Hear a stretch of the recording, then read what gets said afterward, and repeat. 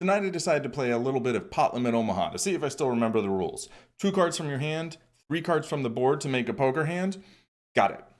Strategy? What strategy? Whatever. The trouble was, there were only a couple games running, and the lists were like 10 deep, so I decided to start a game with this person, Mr. Meeseeks, and we'll go through the hands that I played heads up, and then the beginning of the game, and you'll see just how fast it filled up. On a serious note, I do think that going and sitting and starting games from heads up often gives you some of the best games that you'll ever find.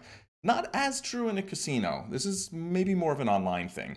Anyway, here we go. I sit down with this person. I get the big blind. That's how it should work. They just call, so that's a good sign. I check. Let's take a flop. I don't think this is something I really need to be raising. I flop top two, and I could lead out here. I don't. I don't know.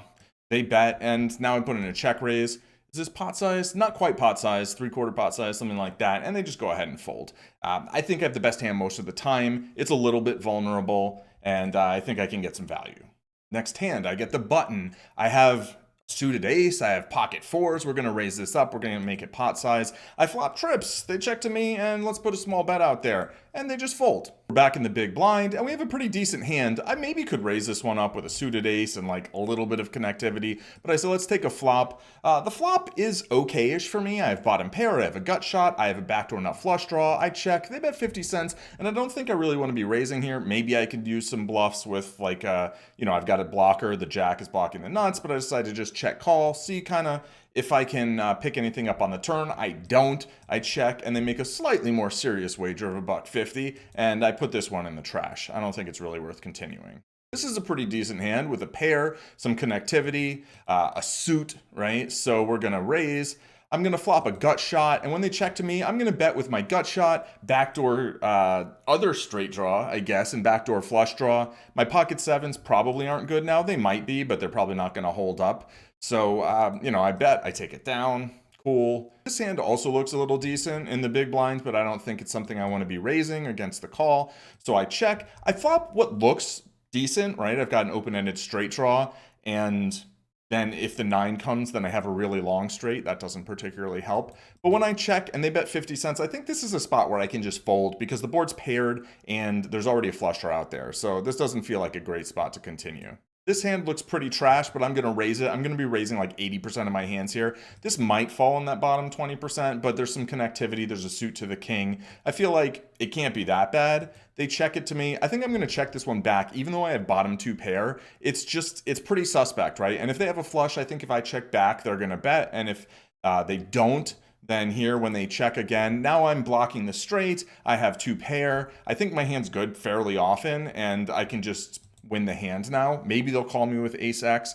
Maybe they'll fold it, and I'm not too broken up about it because they probably have a ton of outs. Pretty ugly hand here. I'm certainly not going to call a raise with this one. And I flop a straight draw, but it's the bottom end of the straight draw.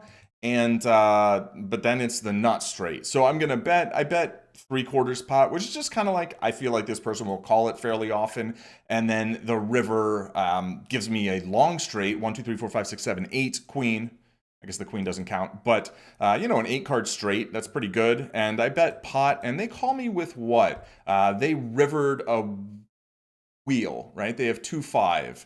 So, I kind of let them get there, which was nice because I want them to get there. But they also had a flush draw, and they had an ace. They made 2 pair on the river. So I think they actually, I guess, kind of played it fine-ish, whatever. I'm not really here to judge.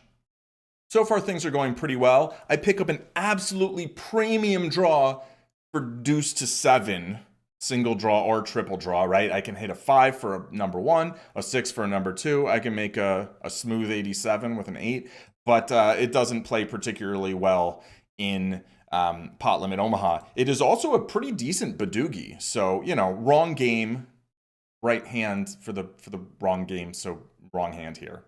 So we're still playing heads up. They call, I check. The game hasn't filled in super fast, but all these hands took place over like a minute or two, probably. I've got garbage, I fold. I don't have garbage, I raise. They call. I'd flop not much, right? Bottom pair, no real good backdoor draws. So I check it back. There's a lot of good turn cards that can come. That's decent if they're going to check again and I'm going to hit a 10. Otherwise, it's not so good. The river comes, and I don't think there's too much merit to bluffing here. I mean, I guess I'm blocking some of the straights or whatever, but like, whatever. Against this sort of player, I think it's like you can kind of let them keep some of the small ones. You'll know when there's times to strike. This might have been one, but I'm fine just giving it up. And just like that, we're three-handed. So they raise pot. I'm just going to get out of the way. I'm the small blind here. Does this one get interesting? Not particularly, but another player sits down. So we're already four-handed. As you can see, this player has not limped. They have posted under the gun, which is always a good sign. They checked, I fold my garbage, and there's not too much to say about this hand, but the point being, like, just look at the table. It's a table of 3 players, all of whom have the little fishy icon, which doesn't necessarily mean they're a terrible player, but it means that they have open limped in spots where I think it's probably not wise. So the game's like already good, right? We've got a 4-handed game already. I fold garbage.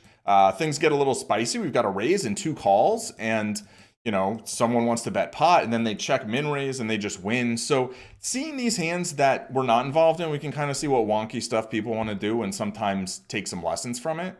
I skipped over a couple of boring hands. We've got a 5th player now entering the fray. I think this is kind of close. It's probably fine, but I don't like that the ace and the king are the suited ones and the 4 and the 7 are pretty bad side cards. When I get 3-bet and it folds back to me, I'm just going to put it in the muck, as I just, I don't remember all the details about how to play, but I remember that single suited hands out of position in 3-bet pots are not something you're really thrilled about. And that was the bottom of my range in terms of opening, more or less. So I feel like if it was a borderline open, then it's going to be a pretty clear fold to a 3-bet. This one, on the other hand, I'm going to raise and probably defend to a 3-bet, as there's a lot of ways that I can flop really strong with this hand, right? The other one, there just weren't as many ways of doing that. However, nobody decides to 3-bet me this time, and I call, and this person leads out for pot. Now, I wasn't planning to c-bet this flop, but I would be pretty happy with a free card. A 10 wouldn't be so bad, especially as I had the 10 of diamonds, so it wouldn't bring the flush. A heart wouldn't be so bad, and a deuce would be pretty decent, and even an ace might be good. But against a pot-sized bet, I'm just going to fold. They call. Now I would have turned the nut flush draw, which would have been interesting. And then when it goes check, check, I'd get a free look at the river. And the river's a deuce, and this person leads out and then gets jammed on. So, like, I'm not quite sure what's going on here with these people's hands, but yeah, I don't know. It ends up getting folded. Like, my ace deuce would have felt pretty strong against the lead after they checked this turn that's like very wet. I feel like you're not going to lead like 4-4 and then check that turn. So very weird hand, I think, in terms of how both players played it. Kind of trashy hand here in the big blind. Everybody wants to play. I'll take a free flop with this. Bottom 2 pair, right? I check. There's a bet and 3 folds, and maybe with these back doors, I could actually peel this. At the time, I was thinking, well, I've just got bottom 2 pair, against somebody who wants to bet into 4 opponents. It's not that good. But after everybody folds, and I do have this king, queen, and then king high clubs, like, you don't really want to be drawing to second nut flushes a ton in 5-way pots.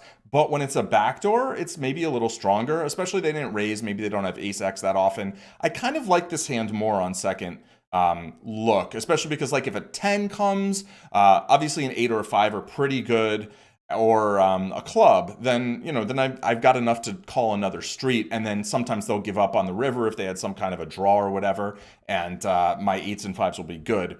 Having said that, I don't hate, like, basically checking the big blind and check folding bottom 2 pair in Pot Limit Omaha 5-handed to the flop. I might have forgotten a lot about Pot Limit Omaha, but I have not forgotten that hands with suited ace, 3 cards connecting that are double suited are pretty good. Whether or not I should raise this, I don't know. It can't be that bad. I mean, and it feels pretty good. And speaking of can't be that bad, I flop the nuts, like the really nutty nuts, right? It's the nut straight with 8-6, then the 8-9-6 means that if a 6 or an 8 comes, I still have the nut straight, plus I have the nut flush draw. So this is close to as big as this hand can flop. Now, from a theoretical standpoint, on a board like this, as this pre-flop raiser from the small blind against 3 players who limp called, perhaps I'm supposed to check range on this board. However, these players are all loose passive, and I think betting for value very frequently against loose passive players can never really be a huge mistake. So I decided to lead out for 3rd pot, as it's kind of like a just on straight boards, I think often we're doing that. And, I could have just gone really big, but my hand is so robust. It's like the only thing I don't want to happen is, I guess, backdoor diamonds or the board pairing. So it's pretty easy to give people, some rope and just be like, yeah, come along, come along. The 10's a nice card because if a 6 came, I would have had the nuts with 9-8 anyway. But now if an 8 or a 9, or if a jack comes, I have a bigger straight. I don't know. The 10's decent. Whatever. Who cares? Anyway, the point is I'm going to bet. I bet like 3/4 pot or even more, I guess. And then I guess it's 3/4 of the real pot. And then they click it back, which suggests to me they have a really strong hand. I mean, I've got the nuts with nut redraws, so I'm going to jam. They're going to call it off. And as we see, they did have a really big hand, but it's a very tricky hand in Pot Limit Omaha. It's the second nut straight on the flop, the second nut flush draw, right? And no redraws to, I guess they do have a redraw to a bigger straight rather. So if an 8 comes, right? But pretty tricky spot. So anyway, the board does brick out. I mean, really, I guess an 8 could have come in, we chopped. But I win a big one. Skipping ahead a few hands, you can see that the tables filled in really nicely. This only took about 15 minutes to build this game. Now, I could have played for hours and hours and hours, or, even like 30, 40, 50 minutes, but I wasn't really planning on playing a long session. I just kind of wanted to build a game, play a little, get some hands, honestly, make some content. And, this is one more spot for the road, I guess, where if the jack is like an 8, a 9, maybe a 4, like this double suited thing, or an ace for sure. This might even be a hand that I'm going to start 3-betting. Maybe this is even a 3-bet. I don't know. Let me know what you think. I just folded as a loose passive player raises from the low jack. I think we want to contract our range a little bit, but maybe that's contracted too much. I don't know. Let me know what you think. But the point is, if there's no games, then just sit down, and sometimes people fill in, and the games that you create in those situations, they're often pretty good games.